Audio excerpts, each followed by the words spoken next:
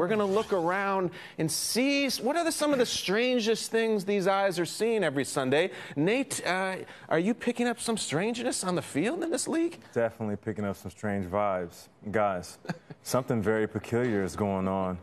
Two teams from opposite coasts, one led by a ferocious defense, one led by an unstoppable offense, both symbolized by wild beasts who have suddenly reemerged from the darkness as contenders. My strangest thing is the Jaguar in the Ram. That's awesome. That's amazing. Hello, Emmy. These two teams could actually meet in the Super Bowl. So I'm going to call this Strangers Rings. You know, we're familiar with the Pats and the Broncos, the Seahawks, you know, even Joe Flacco and his Ravens. But these two teams that we're not familiar with lately, with these two young squads, could do it. The defense for the Jags ranks second in the league, with teams averaging just under 16 points. Calais Campbell, 10 sacks. The team has 33 sacks. Check this out, 10 interceptions. You want to know who has them? Deshaun Gibson has 3. Ramsey has 2. Boye has 2. Telvin Smith, the linebacker, has 2. And then the offense for the Rams. #1 scoring offense in the league, averaging 30 points. Todd Gurley, as we know, averaging 131 from scrimmage. And then he has 8 TDs, which leads the NFL. Yeah, man. So for me, the stranger thing is that you might have the Jaguar in the Rams in the Super Bowl with those stranger rings.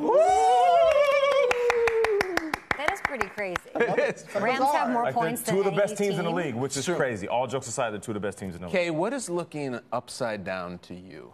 Well, in 2016, we all know the Chargers were notorious for losing games at what Kyle branded the witching hour, where paranormal seemed to possess the team during the final moments of each game. I would literally lose years of my life being scared watching these games play out. And that, of course, they led the NFL, guys, in one-game possession losses with 9 times. But since week 5 of this year, something a little strange has been happening in those closing minutes. The last quarter has gone from witching hour to the witchless hour. It is strange. Real talk, though. Last 3 weeks. I mean, look at it's a strange phenomenon. I haven't seen it in a long time. Phillip Rivers, take a look at this weird thing. It's sort of strange. Him taking a knee. What? At the end of their win over the Giants. They led by 1 point entering the fourth quarter. They went on to win by 5. All right, let's take a little stranger here. Let's turn it up a notch here. Week 6 against the Raiders. They trail by 3. Now, this did get exciting and dramatic, but instead of chaos reigning supreme and them losing, they actually won with that last-second field goal by Nick Novak. And perhaps the strangest of all was the team taking a 14-point lead into the fourth quarter against the Broncos and casually handing the ball, very boring, very like, let's just have a nice little Sunday, maybe go to Bed Bath & Beyond, Sure. Run the ball out, run the clock out over and over in a shutout win. So, ipso facto, when it comes to the witching hour, the 2017 Chargers have punched the old clock. Oh! Very strange. It's true. They've robbed you of your exciting losses and One of my finishes. favorite things. But now I feel like you're going to live longer. So I hope so. All is well. Well, I found something strange. I'll tell you what's very strange. This past Sunday,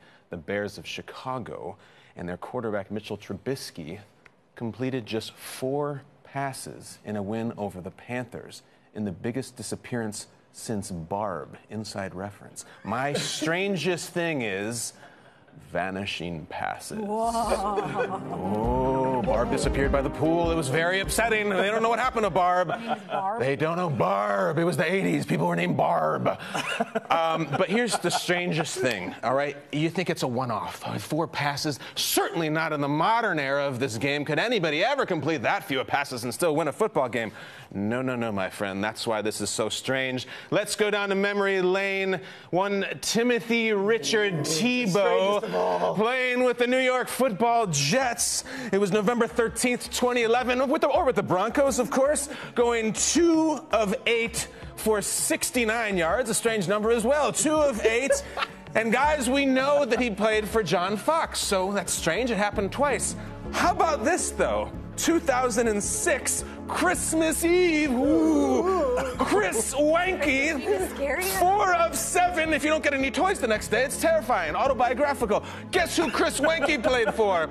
John Fox! Incredible! But it's not just a John Fox phenomenon, because one of our very co-workers at this wonderful network and media group once accomplished the same feat. Mr. David Carr.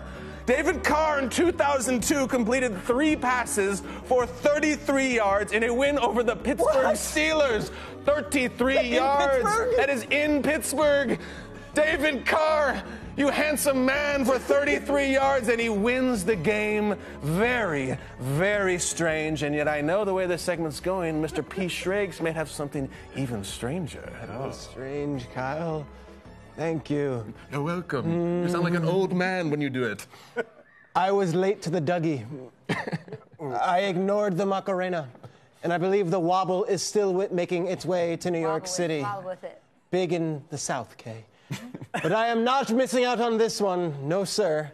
When I see a trend that bleeds into my Sundays in the NFL, one as curiously bizarre as this one, I am on it.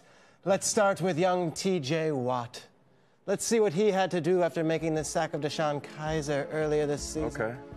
It is something I've never seen before. Oh, that's awful strange. Then a few weeks later, let's go to New Orleans, where Mark Ingram, the running back for the New Orleans Saints, scored a touchdown and proceeded to do the same dance. Peter is now somehow British. And then this past Monday night, on national television, Mac Hollins scores a touchdown versus the rival Redskins. Now what is this? And proceeds to do the same dance. Are you Sherlock Holmes? I love this dance. But what is it? What is this intoxicating dance that is taking the NFL by storm? Ladies and gentlemen, it's called the floss. And it comes from a teenager from Georgia, a YouTube sensation named Russell Horning. Not Paul Horning, Russell Horning. A 15-year-old boy who has since gone on from Instagram fame to appear on Saturday Night Live with a lady named Katy Perry. It is his trademark dance. And in fact, he wears a backpack when he does it. So my strangest thing of the 2017 season, the emergence of this dance and the emergence of Backpack Kid. Ooh. You know where this is headed, folks. Uh-oh. Are you gonna do it? Let's go to the big board. That is backpack. I'm going to put a backpack on. Producer Logan Swain's backpack. It's a nice backpack. Not bad. Let me see one of the dances. Let's watch Mac Hollins. And Mac Hollins, young Mac, scores the touchdown, What is flips this the ball, and does the You dance. sound like Dame Edna.